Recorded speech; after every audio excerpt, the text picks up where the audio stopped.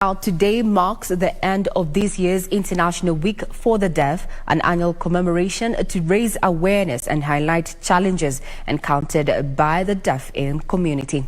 Now, tonight, reporter Trevor Ngendo highlights the inspiring story of Simon Njoroge, a cyclist who, despite losing his hearing at a tender age, has beaten all odds to become a dental surgeon assistant. Simon Njoroge, the sixth born in a family of 7, was born in 1992. It was until the age of 7, while in class 3, that he completely lost his hearing. My name is Simon Njoroge. It's Friday morning in Nairobi when we catch up with Njoroge cycling along Ngong Road through Lavington. He's heading to his workplace located at Riverside in Westlands.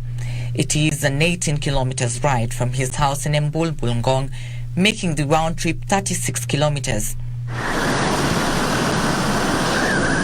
Cycling for him is not only a convenient means of transport that helps him beat the traffic, but also a way to relieve stress and keep fit. Cycling is very good for health. It is also good for fun. It is also a very, very good thing, and above all, it is good for mental health, for my mental well-being. I have an experience with depression. I have experienced that problem. And then I asked for help, like reading books, talking with friends. They really help me, but I think cycling is the best thing to get off depression. As we follow him, we notice the fight for space that exists between cyclists and vehicles due to the absence of cycling lanes. When I'm going to work, we have different problems that arise. We have different challenges.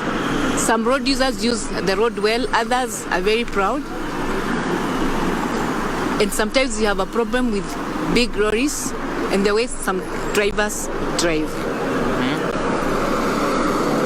Some people like hooting at me. Sometimes are always complaining, others greet me, others encourage me, others like oppressing me. According to data from the National Transport and Safety Authority, 3,358 people have so far died on Kenyan roads between January 1st and September 13th, 2022, with 44 among them being cyclists, a number that would significantly reduce if more cycling lanes are included in construction of roads.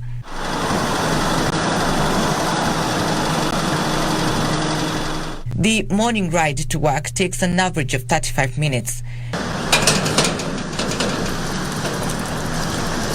Njoroge is a dental surgeon assistant. He changes into his surgical wear and begins his job. Part of his task is organizing dental tools, updating patient records before ushering in the patient.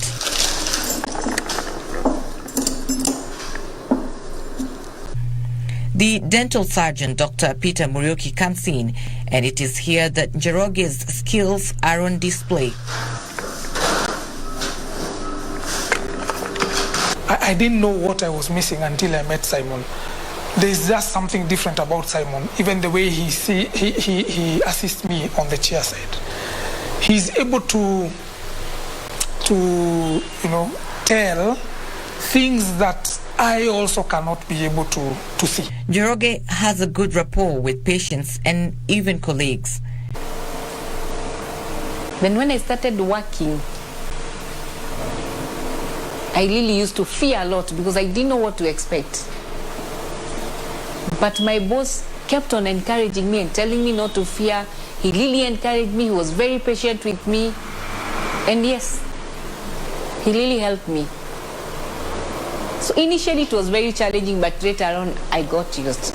Now he's a very unique person.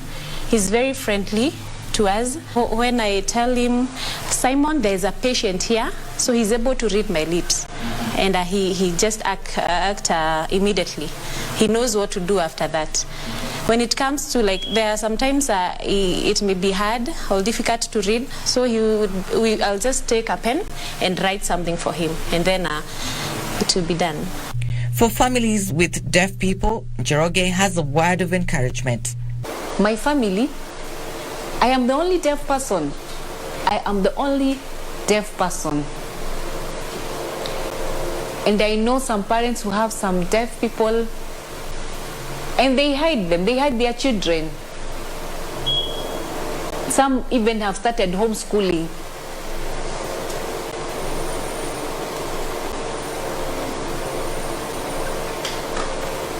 Now, if those children are hidden, how will they even find new friends?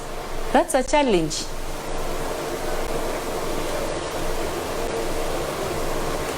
They better take those children to deaf schools, and there they will meet very many different children and very different teachers, and their life is going to improve, and they live a better life. If they hide their children, they might get a problem and may not succeed in future. Despite living in the world of silence for 23 years now, that has not silenced his ambitions. This is a story of resilience and hope, with Simon Njoroge hoping to not only inspire other differently abled people, but to also challenge the youth to never give up on their dreams, regardless of their current situation. Trevor Ngendo for KBC Channel 1 at Riverside, Nairobi.